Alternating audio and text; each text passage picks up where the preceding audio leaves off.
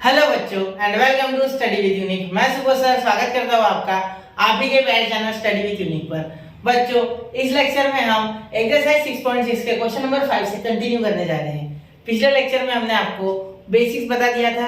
पिछले लेक्चर में मैंने स्टार्टिंग में 15 से 20 मिनट बच्चों से बेसिक्स लिया था एक्सरसाइज 6.6 का, और साथ ही मैंने आपको पिछले लेक्चर में क्वेश्चन नंबर 1 से लेकर 4 तक करवा भी दिए थे। ठीक है, इसीलिए लेक्चर थोड़ा सा लेंथी हो गया था, आसपास 1 आवर का लेक्चर है। ठीक है, लेकिन इस लेक्चर में हम ऑलरेडी बहुत सी चीजें जानते हैं। हाँ, अगर कोई बच्चा नया है डायरेक्टली ये लेक्चर देख रहा है तो या तो उसको ये कॉन्सेप्ट पता होनी चाहिए कि किस तरीके से आप डिफरेंशिएट करते हो, किस तरीके से इंटीग्रेट करते हो, कैसे आपको सॉल्यूशंस निकालने हैं, यहाँ कौन कौन सी स्टेप्स हर एक क्वेश्चन में फॉलो होती है।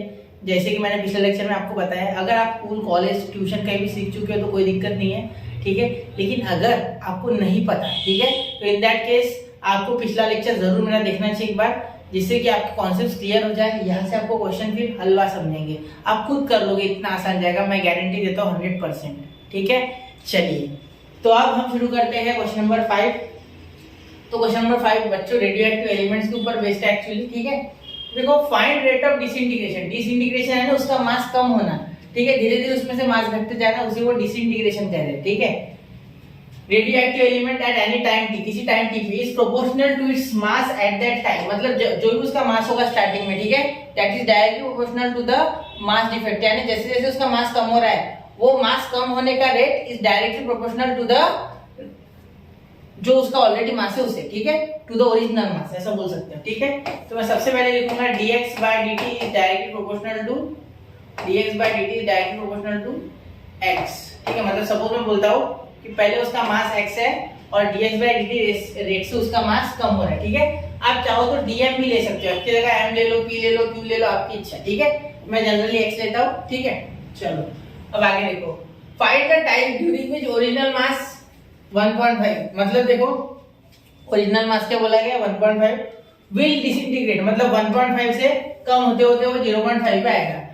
उसके लिए हमें टाइम निकालना है कि कितने देर बाद वो 0.5 हो जाएगा, कितने देर बाद वो 0.5 हो जाएगा। मतलब पहले आपने 1.5 ग्राम लाया रेडियोएक्टिव एलिमेंट, फिर वो 0.5 ग्राम कितने समय में हुआ, वो टाइम आपको निकालना है। ठीक है, चलिए तो डिफरेंशियल इक्वेशन से सॉल्व करते हैं।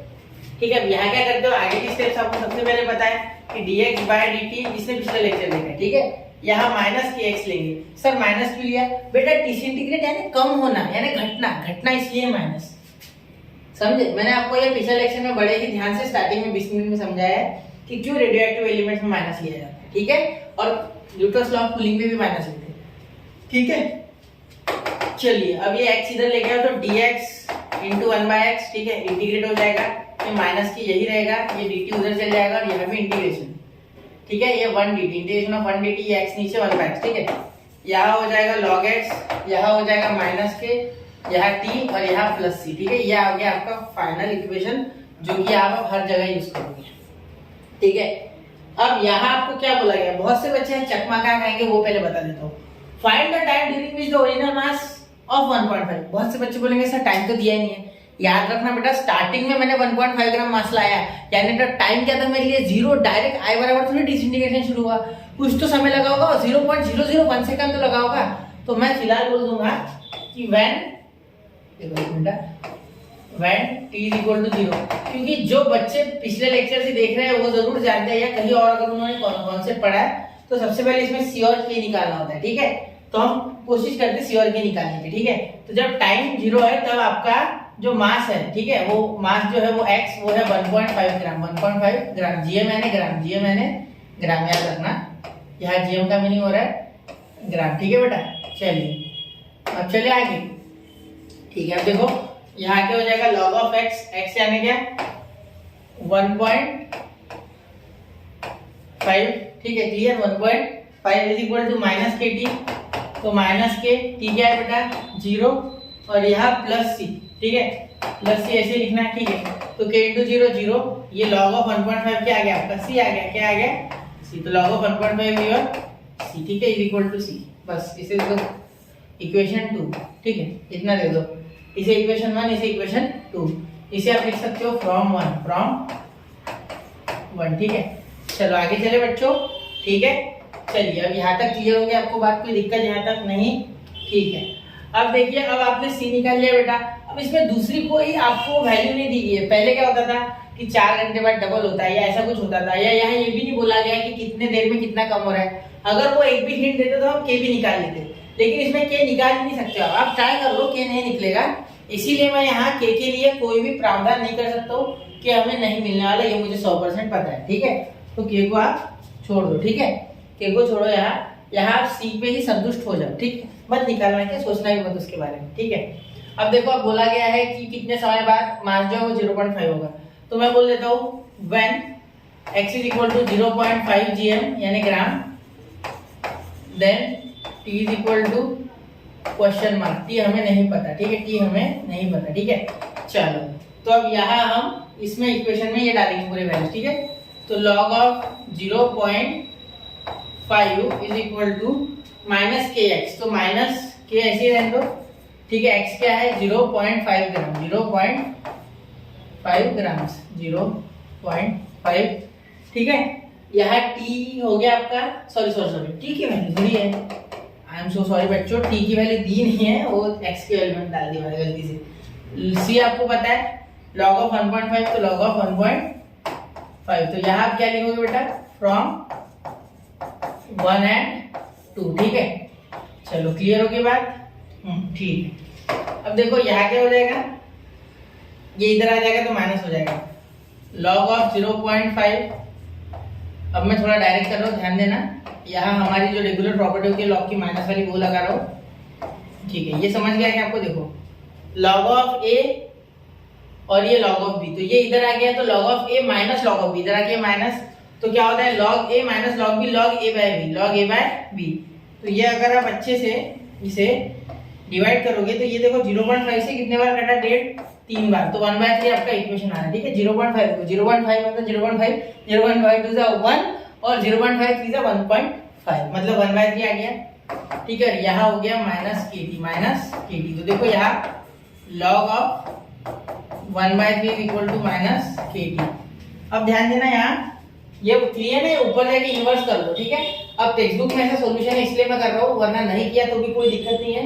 3 का पावर -1 हो जाएगा, क्या हो जाएगा -1। ठीक है, और यहाँ माइनस के टी, क्योंकि देखो ये 3 जब ऊपर जाएगा इसका पावर -1। ठीक है, ये 1 का कोई लेना देना नहीं है, 1 तो रहता ही है, अभी इसके साथ भी 1 है। ठीक है, तो 1 की कोई दिक्कत नहीं है, 1 का पावर -1 डालो, -50 डालो, -1000 डालो तो भी 1 ही रहता है। ठीक है, अभी ऊपर गया तो 3 का पावर -1 हो गया, अब ये माइनस के इधर आ जाएगा, तो log ऑफ 3 का पावर -1 और ये 1/-4। ठीक है, अब ये माइनस जो है ना, ये ऊपर दे दो न्यूमरेटर में, और इस माइनस को आप ऊपर भेज दो इसके पास। ठीक है, और ये टी अभी भी है। ठीक है, ये माइनस जो ये -1 इसके साथ जाके माइनस +1, क्योंकि log की प्रॉपर्टी क्या होती है, log b, और यहाँ अगर आगे a हो तो हम इसे क्या लिख सकते हैं, log b का पावर a।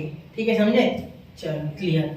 अब ध्यान दो, यहाँ हो गया log of 3 minus plus log of 3, और ये 1/k इक्वल टू t, तो t आ गया आपका 1/k log 3 बेटा। ठीक है, तो यहाँ आपको क्या मिला, अभी जो t है आपका वो मिला 1/k log 3। इसका मीनिंग क्या हुआ बेटा, ध्यान से सुनना, ये जो है 1/k ये कांस्टेंट है। ठीक है, डरना नहीं है, आंसर ऐसे ही होगा, क्योंकि अगर कोई एक कंडीशन देते तो के निकालते, लेकिन ऐसी कोई कंडीशन नहीं है जिससे के निकले, तो हम भी क्या कर सकते हैं, ये आप पे भरोसा रखो खुद पे, और यही आंसर है। ठीक है, अब यहाँ आप लास्ट में क्या लिखोगे, देखो यहाँ आप लास्ट में लिखोगे तो original mass 1.5 will disintegrate into its mass of 0.5 grams in 1/k log 3।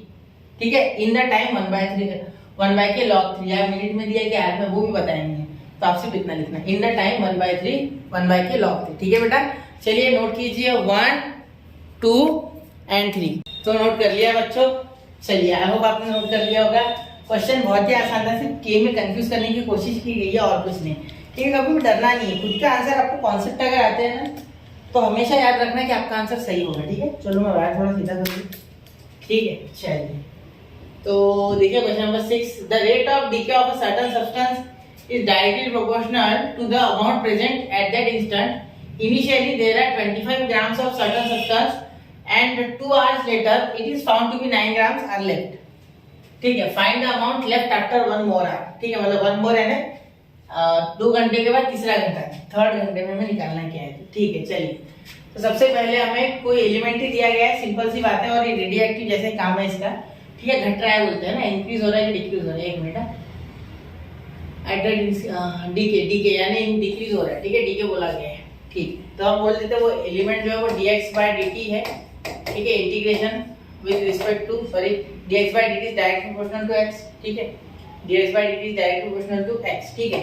अब यहाँ क्या करते हो आप, dx/dt is equal to -kx, dk है, dk घट रहा है, ठीक है, इसलिए माइनस, अब ये x वाला इधर तो 1/x से dx इंटीग्रेशन, और ये इंटीग्रेशन ऑफ एक काम करना है यहाँ माइनस के, ये क्या हो जाएगा माइनस के, और यहाँ ये 1 dt, ठीक है, यहाँ देखो log x is equal to, इसका ध्यान देना माइनस के, और यहाँ t माइनस के, और यहाँ t, और यहाँ क्या हो जाएगा बेटा, और एक चीज छोड़ दी प्लस c, इसे ले लेंगे नंबर 1, ठीक है। क्या किया, कुछ नहीं, उसका जो रेट था बोलते डिक्रीज होने का, डिके होने का, वो डायरेक्ट प्रोपोर्शनल है to its present mass, to its present amount, proportional to the amount present at that instant. याद रखना है सारी चीजें, देखो समझ के लेना, ऐसे फील करना है हर एक क्वेश्चन को, फील करो उसे अंदर से, तभी मजा आएगा, ठीक है। मैथ्स में मजा तब आता है, मैथ्स का कोई क्वेश्चन टफ नहीं है, दुनिया में ऐसा कोई क्वेश्चन नहीं है मैथ्स का जो टफ है, ठीक है। सिर्फ कॉन्सेप्ट नहीं आते, कॉन्सेप्ट हमें पढ़ने हैं, ठीक है, कॉन्सेप्ट आ गया तो मैथ्स यू सॉल्व होता है, यू चाहे कितना बड़ा क्वेश्चन हो जाए।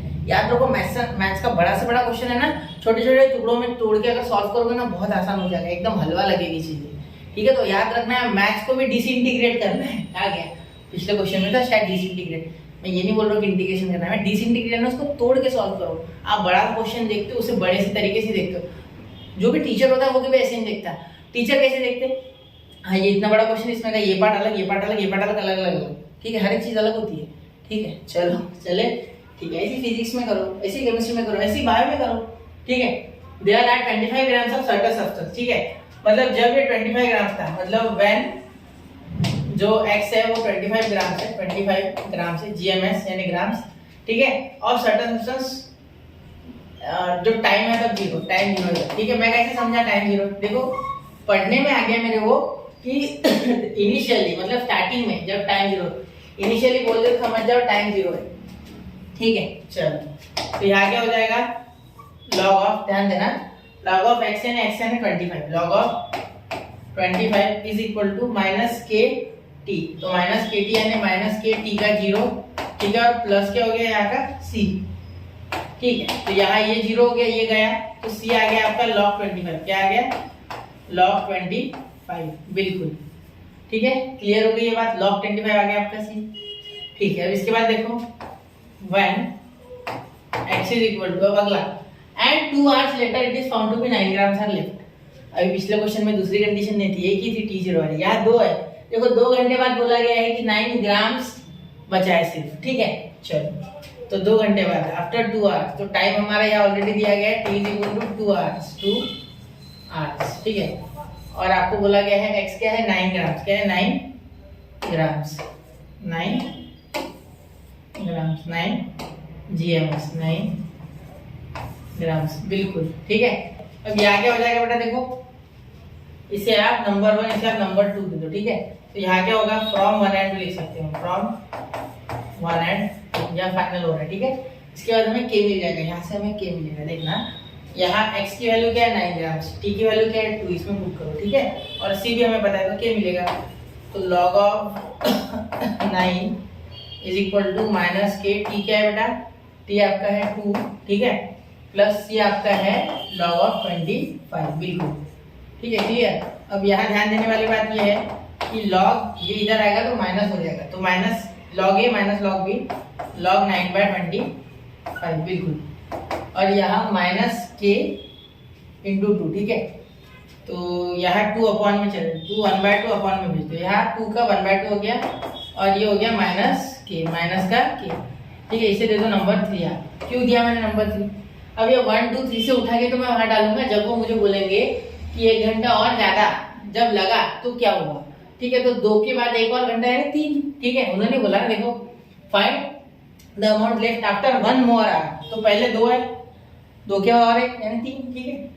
तो हम लिख सकते हैं when t is equal to 3 hours, ठीक है, then x is equal to question mark, we don't know it, marks तो हमें फाइंड करना है ना, आप m ले सकते हैं ना, आप अगर कंफ्यूज हो रहे हो x से तो then you can assume m in place of x, ठीक है। चलो अब यहाँ देखो लॉग ऑफ ये हो गया के, ठीक है, माइनस के, क्योंकि यहाँ माइनस के तो डायरेक्ट वैल्यू जाएगी, ठीक है, सी डायरेक्ट जाएगा, एक्स हमें पता है, एक्स ही हमें निकालना है, ठीक है। तो log x is equal to यहाँ हो जाएगा माइनस के, तो माइनस के की वैल्यू क्या हो जाएगी बेटा, आ गया ये, तो 1/2 लॉग ऑफ 9/25, ठीक है। आप ये 1/2 ऊपर क्यों नहीं देते, देखो अगले स्टेप में करते हैं, ठीक है, फिलहाल यही कर देना था मैंने, लेकिन यहाँ करते हैं, ठीक है। और ये t हो गया आपका 3, ठीक है, 3 आ गया, तो फिर t3 प्लस c कितना है, लॉग ऑफ 25, लॉग ऑफ 25, ठीक है।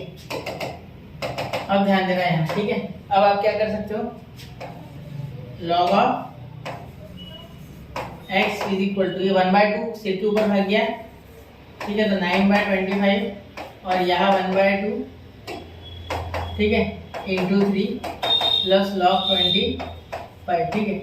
अब ध्यान देना यहाँ log of 3, log of x is equal to ये 9 का पावर हाफ यानी 3 लॉग 3/5 और ये इंटू 3 है ना, ये 3 आगे भाग जाएगा, ध्यान देना ये 3 आगे भाग जाएगा यहाँ, ठीक है, आगे प्लस लॉग 25, ठीक है। अब आगे यहाँ ध्यान देना बेटा, log x is equal to ये क्यूब में भागेगा, मतलब ये इसके सिर पे जाके बैठेगा, तो क्या हो जाएगा 3 का क्यूब 27 और इसका क्यूब 125, 5 का क्यूब 125, ठीक है, और ये हो जाएगा प्लस लॉग 25, ठीक है।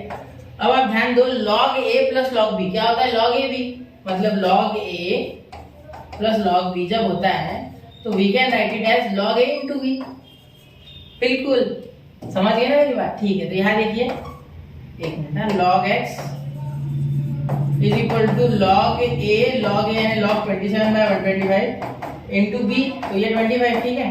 अब ये 25 5 बार इससे कट गया, मतलब यहाँ आपके पास आ गया फाइनली लॉग 27/5,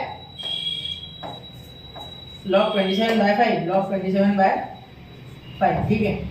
ये 25 5 से 125, तो 27/5, तो log of x is equal to log of 27/5, ठीक है। तो यहाँ x की वैल्यू क्या आ गई 27/5, ठीक है। थोड़ा मैं अभी इसे इधर सरका रहा हूँ, छोटा कर रहा हूँ इसे, ठीक है। यहाँ हम लिख सकते हैं देयरफॉर, एक मिनट थोड़ा सा इधर सरका लेते हैं, अब यहाँ थोड़ा छोटा हो रहा है, ध्यान देना, जो आपने नोट कर लिया होगा ना, लॉग कंपेयर कर दो तो x आ गया आपका 27/5 और इसे डिवाइड करो तो 5 5 25, ठीक है। फिर 20 तो 5 4 मतलब 5.4 GMS यानी ग्राम्स आपका आंसर आ गया, ठीक है। तो आप लास्ट में सेंटेंस क्या लिखोगे बेटा, the amount left after 3 hours is 5.4 grams, ठीक है बेटा। चलिए नोट कीजिए 1 2 एंड 3, तो नोट कर लिया होगा बच्चों आपने। चलिए तो क्वेश्चन नंबर 7 की ओर बढ़ते हैं। क्वेश्चन नंबर 7 देखिए बेटा, find the population of the city at time t given that the rate of increase of population is proportional to the population at the instant and that in the period 40 years the population increased from 30,000 to 40,000, मतलब 40 साल के period में 10,000 से population बढ़ी है, 10,000, ठीक है। तो आपको सबसे पहले यहाँ लेना है dp by dt, dp by dt is directly proportional to p, is directly proportional to p, तो dp by dt is equal to minus kp, ठीक है। तो यहाँ ये dt इधर तो minus k dt और यहाँ dp यहाँ 1/p, ठीक है, यहाँ dp यहाँ 1/p, इंटीग्रेशन यहाँ हो गया बेटा log p, क्या हो गया log p is equal to minus kt plus c, ठीक है। ये पहला इक्वेशन बहुत ही काम का है, ये याद रखना, ये पहला इक्वेशन बहुत ही काम का है, ठीक है। चलिए अब आगे चले, यहाँ तक क्लियर होगी बात, ठीक है। अब यहाँ बोला गया है एट द इंस्टेंट मतलब जब t 0 है, ठीक है, t 0 and that in the period 40 years the population increase from 30,000 to 40,000, मतलब जब टाइम 0 था तब 30,000 पॉपुलेशन थी, ठीक है। तो मैं क्या बोलूंगा, when t is equal to 0 then देखो t 0 जब है, ठीक है, तब आप क्या कर सकते हो, ध्यान देना, जब t 0 जब है देन पॉपुलेशन आपकी कितनी थी तब 30,000, कितनी थी 30,000, तो पी आपका कितना है 30,000, एक मिनट ना 30,000, एक मिनट 30, ठीक है। चलिए तो यहाँ क्या हो सकता है लॉग पी, तो पी कितना है बेटा 30,000, कितना 30,000, ठीक है, इज इक्वल टू ध्यान देना माइनस के, टी क्या है बेटा 0 प्लस सी, ठीक है। चलिए तो सी की बात क्या है, C is equal to log of 30,000, log of 30,000, ठीक है। चलिए क्लियर, अब कोई दिक्कत, यहाँ तक सही है, ठीक है। इसे दे दो नंबर 2। अब यहाँ क्या लिखोगे आप 40 years the increase in population, 40 increase में at that in the period of 40 years, मतलब 40 साल बाद, जब 40 साल हो गए तब 30 से 40,000 पॉपुलेशन होगी। देखो eight that in the period of 40 years population बढ़ गई 40,000 होगी, ठीक है, 10,000 से पॉपुलेशन 40 साल में बढ़ी है, ठीक है। तो in that case we will take when t is equal to 40 years, then the population increased by which, what is the population 40,000, population तब थी 40,000, कितनी थी 40,000, ठीक है। चलिए अब यहाँ क्या कर देंगे लॉग ऑफ 40,000, ठीक है, यही इक्वेशन में डालना है ये, ठीक है, is equal minus k T, minus के कहाँ है बेटा, के निकालना है हमें, ठीक है, और ये टी हमें पता है कितना दिया गया है 40, ठीक है, और प्लस सी भी हमें पता है लॉग ऑफ 30,000, तो यहाँ लिखेंगे फ्रॉम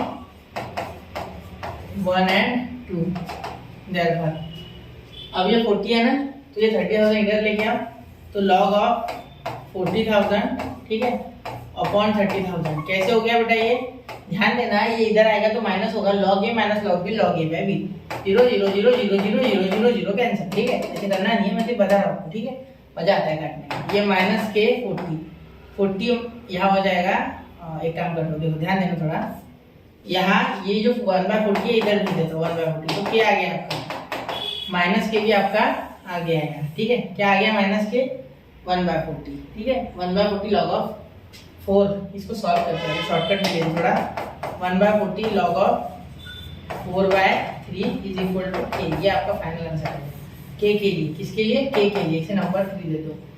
अब अभी सॉल्व होने का है, ध्यान देना अभी सॉल्व होने का है, अभी आपसे पूछा क्या गया था, ठीक है, find the population of the city at any time T, मतलब किसी टाइम टी पे, मतलब हमें टी के लिए अभी निकालना है, टी खत्म होने का, ठीक है, when time is t let the population be, लेते कुछ, रुको एक मिनट बता दो आपको, रुको, वो अजम्पशन वाली बात है, मतलब यहाँ कोई किसी स्पेसिफिक टाइम पीरियड के बाद नहीं, एक जनरल इक्वेशन पूछा है हमसे, उस इक्वेशन पे जाके खत्म करना है। जैसे पिछले क्वेश्चन में क्या था, बराबर दिया गया था कि टाइम जब 3 घंटा हो तब क्या हुआ, ऐसा वैसा, यहाँ ऐसा कुछ नहीं है, यहाँ आपको क्या बोला गया है बेटा कि आप एक काम करो ना, आप बताओ कि हमें टी के लिए एक जनरल इक्वेशन दे दो, जिससे कि हम जो भी टी चाहे वो डाल दे, डायरेक्टली आंसर आ जाए, ठीक है, तो चलो वो भी हो जाएगा, ठीक है। तो यहाँ लिखेंगे when p is equal to t, then p is equal to question mark, p हमें पता नहीं, ठीक है, therefore from 1 2 and 3, from 1 2 and 3, ठीक है, ध्यान देना यहाँ हो जाएगा, ये इक्वेशन यूज करेंगे लॉग ऑफ p, तो लॉग ऑफ p हमें पता है p है, लॉग तो p है हमारा, पॉपुलेशन तो p है, ठीक है, लेकिन हम निकाल लेंगे फिर भी इसके लिए एक स्पेशल इक्वेशन, ठीक है, p के लिए एक स्पेशल इक्वेशन निकालना है, ध्यान देना, एक मिनट, लॉग ऑफ p, ठीक है, is equal to k, k क्या है बेटा माइनस k क्या है 1/40 लॉग ऑफ 4/3, 1/40 लॉग ऑफ 4/3, ठीक है बेटा। चलिए आगे चले, अब यहाँ तक हो गया, यहाँ t आपका क्या है, t है, प्लस c कितना है, c आपका है यहाँ लॉग 30,000, ठीक है, तो t प्लस लॉग 30,000, यहाँ देखिए बेटा आगे क्या हो जाएगा, ये 30,000 को इधर लेके आओ, उधर ही रखो, आपकी इच्छा, लेकिन उधर रखोगे तो ये 1/40 ऊपर जाएगा, तो यहाँ एक्चुअली टी आगे मल्टीप्लाई करके टी यहाँ आ जाएगा, ठीक है, ऐसा आप कर सकते हो, अगले स्टेप में कर लेना, मैं यहाँ नहीं कर रहा हूँ, मैं डायरेक्टली टी ऊपर भेज रहा हूँ, तो यहाँ t/40 इसके पावर में भेज, तो ये इधर माइनस में आएगा, किसे आएगा माइनस, ये इधर माइनस में आएगा, तो यहाँ हो जाएगा log p/30,000, क्या हो जाएगा 30,000, ठीक है। वैसे तो यहाँ क्वेश्चन खत्म हो गया, ये ऑलरेडी यहाँ छोड़ोगे तो भी चलेगा, लेकिन फिर भी इधर लेके आए तो p/30,000 और यहाँ हो गया लॉग का एंगल 4/3 और उसका पावर ये t/40 ठीक है।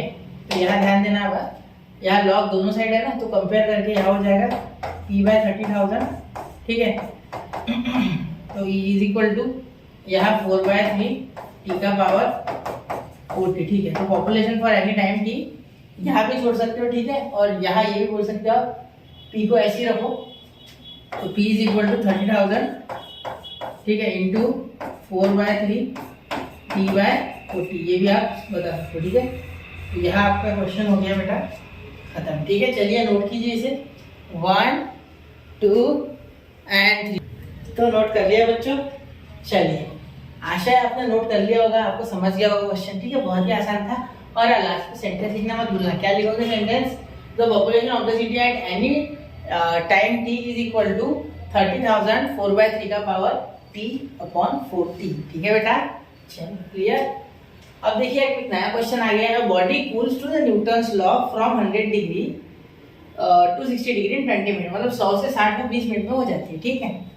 The temperature of the surrounding being 20 degree Celsius, मतलब इस बार सराउंडिंग का टेम्परेचर यानी थीटा नॉट, जो कि यहाँ के बॉडी रुक जाएगी टेम्परेचर देना, मतलब हीट देना सराउंडिंग को, वो है 20 डिग्री, मतलब सराउंडिंग का 20 है, तो वहीं तक बॉडी मैक्सिमम नीचे जा सकती है, उससे नीचे नहीं जाएगी ठीक है। How long will it take to cool down to 30 degree, तो 30 डिग्री पे कब तक आएगी वो, ये हमें निकालना है ठीक है। चलो तो इसमें क्या लिखते थे हम, d theta by d t is directly proportional to d theta minus theta naught ठीक है बेटा। अब आगे क्या लिखेंगे, यहाँ लिखेंगे डी थीटा और ये d t is equal to k और माइनस के, क्योंकि टेम्परेचर घट रहा है ठीक है, थीटा माइनस थीटा नॉट ठीक है। थीटा नॉट को थीटा जीरो बोल सकते हो, जनरली थीटा जीरो बोलते हैं सारे लोग, ये मुझे फिजिक्स की आदत पड़ी इसलिए मैं बोलता हूँ थीटा नॉट ठीक है बार बार। तो ये D theta upon theta minus theta naught ठीक है इज इक्वल टू माइनस के डी टी, और यहाँ इंटीग्रेशन यहाँ बना गया, यहाँ इंटीग्रेशन ठीक है। तो यहाँ आ गया log of theta minus theta not क्या है बेटा 20, तो यहाँ लिख दो 20 is equal to minus k T plus सी, ये हो गया आपका इक्वेशन 1, ये हो गया आपका इक्वेशन 1 ठीक है। चलिए यहाँ तक क्लियर हो गई बात। तो यहाँ देखना बेटा, जब टाइम 0 हो तब की कंडीशन लेनी होती है, व्हेन t इक्वल टू 0 ठीक है। हमें ये क्या मिल रहा है, t इक्वल टू 0, टेम्परेचर हमारा कितना है 100 ठीक है। तो हमारा टेम्परेचर जो 100 है, क्या है 100 जब टाइम 0 ठीक है। चलो तो इसके लिए सॉल्व करते हैं। तो यहाँ आप वैल्यू डालोगे वो ठीक है। तो लॉग ऑफ ये थीटा क्या है आपका 100, तो 100 माइनस 20 इज इक्वल टू, यहाँ माइनस के टी है बेटा, तो के कितना है आपका के, तो के टी तो निकालना है सर, टी 0 है कि अगले इसमें निकलेगा ठीक है, प्लस सी, तो सी तो आपका डायरेक्टली आ गया बेटा लॉग 80 यहाँ से। कैसे आ गया लॉग 80, ये देखो ये लॉग 80 ठीक है, और ये 0, तो सी आ गया ना ठीक है सर। इसे दे दो नंबर 2। अब देखो व्हेन स्टेप वाइज करना होता है बोर्ड में अच्छे से ठीक है, सीट होता तो निपटा देते जल्दी जल्दी ठीक है। व्हेन टीचर आपका 60 है ठीक है, टेम्परेचर आपका टेम्परेचर में टाइम आपका 20 मिनट है, 20 मिनट बाद जो आपका थीटा है टेम्परेचर है वो आ गया आपका 60 डिग्री पे ठीक है। चलो तो 60 डिग्री पे टेम्परेचर आ गया, टाइम यहाँ हो गया 20 ठीक।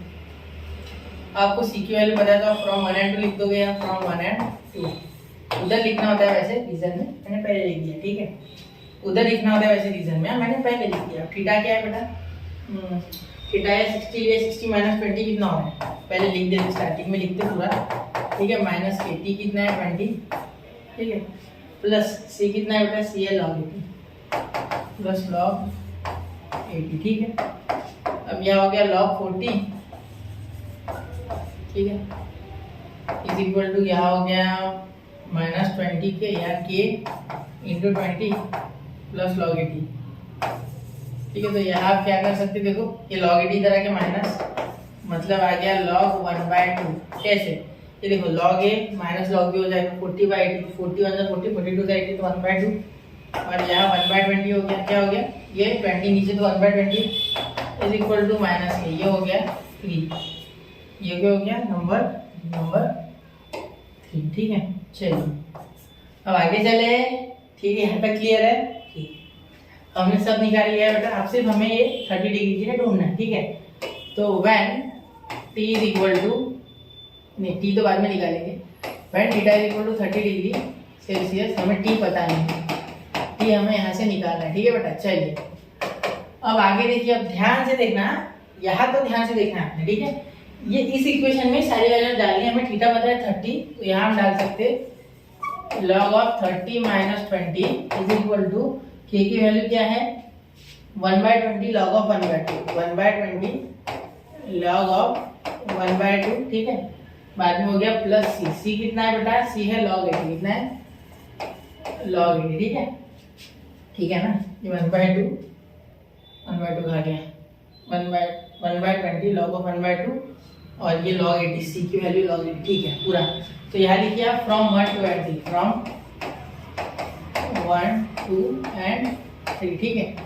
चलिए अब आगे चले, तो यहाँ हो गया बेटा log ऑफ, इसका माइनस करोगे तो 10 और ये इधर आ गया log ऑफ 80, माइनस हो जाएगा इसमें से, तो log ऑफ 80, देखो log of 10 minus log of 80, तो log ऑफ 10/80, ठीक है। log a minus log b, तो log a वैल्यू पता है ना यार, log a minus log b is equal to log a/b, ठीक है। अब ये 2-4 रूल है ना, आपको रखना है बहुत ध्यान से, ठीक है, दिमाग में, जिससे कि समझ पाए, ठीक है। ये t यहाँ मल्टीप्लाई कर दो तो t/20 log ऑफ 1/2, ठीक है। और ये इसके सिर पे भेज दो, मैं तो बोलता हूँ डायरेक्टली, एक काम करो आप, ये t/20 यहाँ आ जाएगा, तो ये हो जाएगा log ऑफ 1/2 t/20। कंपेयर किए बिना कोई रास्ता नहीं आपके पास, इसलिए ठीक है। तो लॉग कर दोगे कंपेयर, तो क्या हो जाएगा, ये 1/2 हो जाएगा, 0 0 कैंसिल, तो 1/2, ठीक है। और ये हो जाएगा 1/2 t का पावर, सॉरी 1/2 उसका पावर t/20। तो यहाँ क्या कर सकते हैं आप, ध्यान देना, 1/8 लिख सकते हैं यहाँ, ठीक है। 1/8 यहाँ सिंपल से काम करो, 1/2 लिख सकते हो यहाँ, और यहाँ क्यूब लिख सकते हो, कैसे किया मैंने ये, ठीक है। यहाँ क्यूब लिख सकते हो, कैसे किया, ध्यान देना थोड़ा। यहाँ आप एक सिंपल सा अपना लॉजिक इस्तेमाल कर सकते हो। देखो आपको पता होगा लॉ ऑफ इंडक्शन में a का पावर n और a का पावर m अगर है तो बेस सेम है, तो आप पावर्स को कंपेयर कर सकते हैं, ठीक है, ये आपको पता होगा, ठीक है। पावर को कंपेयर किया जा सकता है, ये आपने 8th स्टैंडर्ड में जब प्रॉफिट जो इंटरेस्ट वाला चैप्टर था आपका, इन कंपाउंड इंटरेस्ट, वो चैप्टर सीखा था, तब आपने ये सब यूज किया है, ठीक है। तो वही वापस यूज करना है, ठीक है। बेसिक में ही मैथ्स घूमता है बेटा, ठीक है। तो 1 का क्यूब करोगे कोई फर्क नहीं, 2 ये है 2 का क्यूब, तो ये 2 का क्यूब, यहाँ एक्चुअली क्या हुआ देखो 1 का क्यूब और यहाँ लिख दिया मैंने 2 का क्यूब, दोनों में क्यूब है, तो एक साथ एक क्यूब लिख दिया 1/2 का क्यूब, ठीक है। और यहाँ 1/2 का t का पावर 20, t का पावर 20, ठीक है। चलो तो यहाँ ध्यान देना, यहाँ 1/2 कंपेयर, तो 3 इज इक्वल टू t/20, तो t आ गया आपका 23 या 60, तो यहाँ आ गया 60 मिनट्स, ठीक, 60 मिनट्स। तो मीनिंग क्या हो गया कि 30 डिग्री पे कब आएगा ये टेम्परेचर, जब 60 मिनट हो जाएंगे, 60 मिनट हो जाएंगे, ठीक है। 20 मिनट में 40 गिरा और इसमें 40 प्लस 30 कितना हो गया आपका 70, तो 70 डिग्री गिरने में 60 मिनट्स लगेंगे, ठीक है बेटा। चलिए नोट कीजिए इसे, और आप लास्ट में लिखोगे तो temperature 60 minutes will be taken by the body to cool down to temperature of 30 degree Celsius, ठीक है। या द बॉडी टेक्स, और ऐसा लिख सकते हैं, और ऐसा भी लिख सकते हैं, the body takes 60 minute to cool down to 30 degree Celsius, ठीक है बेटा। चलिए नोट कीजिए 1 2 and 3। तो बच्चों यहाँ हमने 8 क्वेश्चंस कंप्लीट कर लिए, और साथ में ये बता दूं, अगर 1 आवर पीछे आंसर दिया है तो 60 मिनट यानी 1 आवर ही होता है। ये सर क्या बता रहे हो, आपको भी लग रहा होगा, लेकिन बता रहा हूँ 60 मिनट यानी 1 आवर, ठीक है। ऐसे लिखोगे 1 आवर तो भी चलेगा, ठीक है। तो यहाँ बच्चों हमने और 4 क्वेश्चन इस लेक्चर में कवर कर दिए। अब और एक लेक्चर लाएंगे जिसमें और 9 10 11 12 चारों क्वेश्चन निपटा देंगे और खत्म कर देंगे चैप्टर, ठीक है। पढ़ते रहे, आगे बढ़ते रहे बच्चों, कंटिन्यूअसली नोट्स बनाते रहे। जय हिंद, जय भारत।